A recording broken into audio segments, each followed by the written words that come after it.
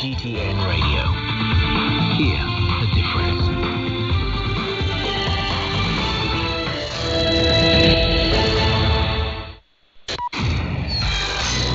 All the news. I'm Tian Yu. The 2022 G20 Business Summit has opened in Bali, Indonesia. The Business Summit is an important supporting activity of the G20 mechanism.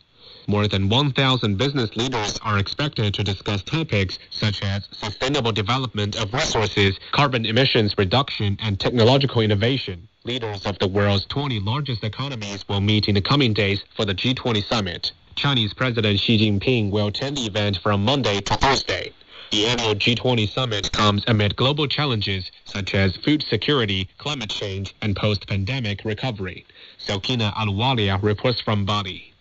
Under Indonesia's G20 presidency, the theme Recover Together, Recover Stronger highlights the importance of strong global cooperation in a post-pandemic world. In these meetings, G20 leaders will be promoting three main topics: global health architecture, digital transformation, and energy transition. Experts say the G20 summit provides a strategic platform for developing and developed nations to strengthen multilateralism in today's world, where major global challenges are threatening important issues like food and energy security. The ASEAN summits and related meetings have concluded in Cambodia. Cambodian Prime Minister Hun Sen says 70 outcome documents and declarations covering the three pillars of ASEAN communities were adopted at the summits. On Friday, the ASEAN leaders agreed in principle to admit Timor-Leste as the 11th ASEAN member. At the closing ceremony, Hun Sen handed over the gavel of the ASEAN chair to Indonesian President Joko Widodo.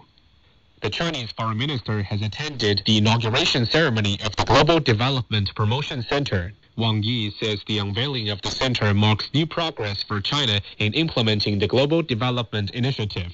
He says it is a new move in the effort to deepen international development cooperation.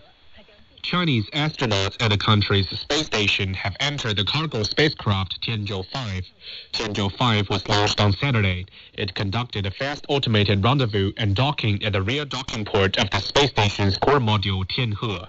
On Sunday afternoon, the astronauts opened the hatch of Tianzhou 5 and entered the cargo craft after preparation work. They will next carry out supply transfer and related work according to plan. The cargo craft carried goods, materials, as well as propellant for the space station complex. It is the first time that a cargo craft has docked with China's space station in its T-shaped configuration. Democrats are expected to retain control of the U.S. Senate in the new Congress, as media outlets called the Nevada race on Saturday night.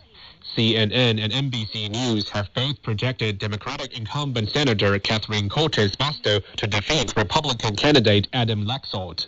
The media projections show that despite Georgia's contest heading to a runoff next month, Democrats will at least control 50 seats in the 100-member Senate in the next 2 years, while Republicans will at least have 49 others.